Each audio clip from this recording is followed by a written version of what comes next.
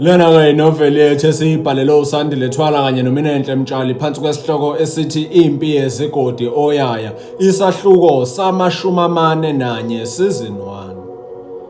Emva kwezinsuku ezimbili uCijimpi noSgananda besesikhoweni somlindelo wokuvuka kwaSakhile emshinini, athola ucingo uCijimpi livela kumhlengikazi. Ngizocela ukuthi niphuthume khona manje la esibhedlela, kukhona okufanele nikwazi ngoSakhile. Kuyalelo mhlengikazi ocingweni, nebala baphuthume namaphapha asephezulu ukwethuka nokulangazelela ukwazi ukuthi ekave sekwenze njani kuSakhile. Bathi bangafika bakhanga uyena umhlengikazi ephuma ewodini likaSakhile. Awu, senifikile, ngiyabonga bakithi ukuthi nisheshe nifike. Uma ngabe nginicela nje noma ngisale senginijuma, nginiphathele indaba ezinhle ngoSakhile. Namuhla uphaphamile emshinini kanti nesimo sakhe sibukeka sengconywana futhi engathi uyalulama. Kube kumhlengikazi. Awu, cha indaba ezinhleke phela lezo. Uphi-ke pho sizokwazi ukumbona? uCijimpi ngokwenama esefisa ukumbona kwamanje nje umshana wakhe. Akasekho e-ICU. Uphume khona namuhla ekuseni emva kokuba sithe masivuka sathola ukuthi vele ubesekade evukile. Kodwa-ke okuyinkinga ukuthi le nhlamvu engaphakathi kuyena ngeke sikwazi ukuyikhipha ngendlela ehleli ibucayi ngakhona kuye la ngaphakathi. Uma singase sithi siyayithinta kungabe nje siyambulala. Kodwa-ke ikhona indlela yokuthi aphile nawo ngaphakathi kuyena. Esizokwenza sizomtholela umjovo wokuqeda ama-chemicals ensimbi yenhlamvu kanye nale cocaine eba kuyona ngaphakathi inhlamvu ukuze izokwazi phela ukuthi ikwazi ukuthi iphele ngaphakathi ingayimlimazi ngoba isondelene kakhulu nenhliziyo. Sasibonga khona nje ukuthi namaphapha awathintekanga ngoba ngabe kukhulunywa okunye.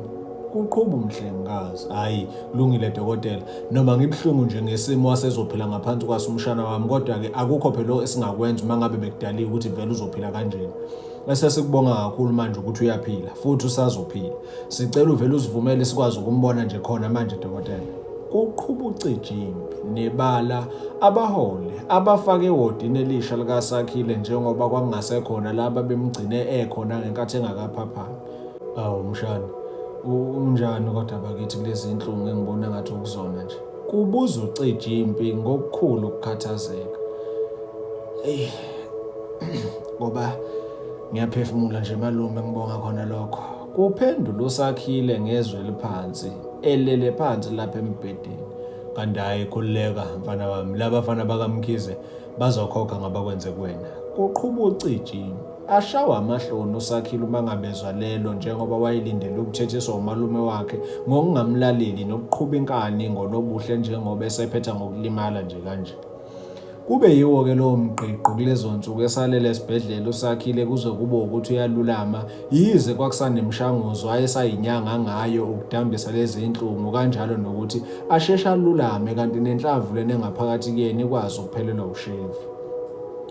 Emva kokululama kaSakhile, amabomba abheke eshowe kuCijimpi, uSgananda, uSakhile kanye nazo zonke lezi insizwa ababefike nazo.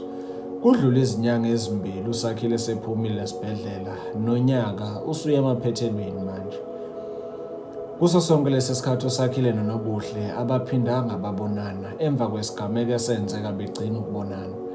Kwase kuyikho nje futhi uxhumana ocingweni. Kukho konke lokhu kwadala ubutha phakathi kwaNobuhle nabafowabo.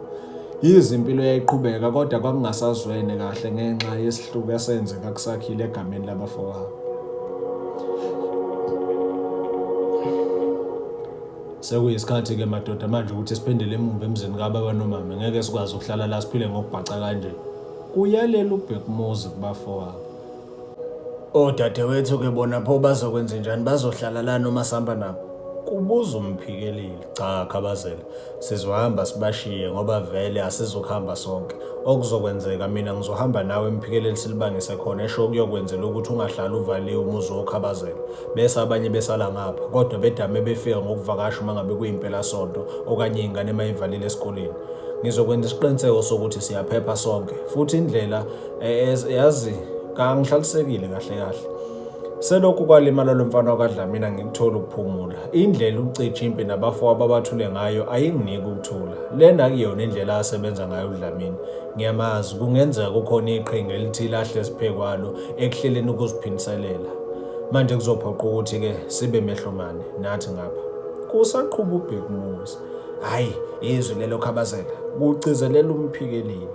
Kodwa umqapheli akaze aphimise lutho njengomlomo wakhe, selokhu kuqaliwe ukukhulunywa lapha endlini njengoba bebonisana nomfowabo omdala, uthule nje akasho lutho. Zihambe iy'nsuku luze lifike usuku lokuthi uBhekumuzi kanye nomfowabo umphikeleli balibangise eshowe, nokwathi lapho befika bakhangwa uqembu oluqinile uma ngabe ulibamba ngesandla lubhala umbhalo othile labe selinanyathiselwe esangweni lokungena kwezimoto. Ehle umphikeleli emangele nje ngenhloso yokulufunda ukuthi ngabe libhala ukuthini.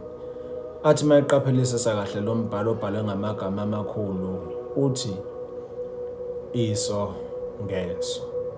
Emva kwalo mbhalo kwamane kwamkhanyela nje uBhekumuzi kanye nomphikeleli ukuthi phakathi kwezitha zabo sikhona esifuna ukuyiphiniselela.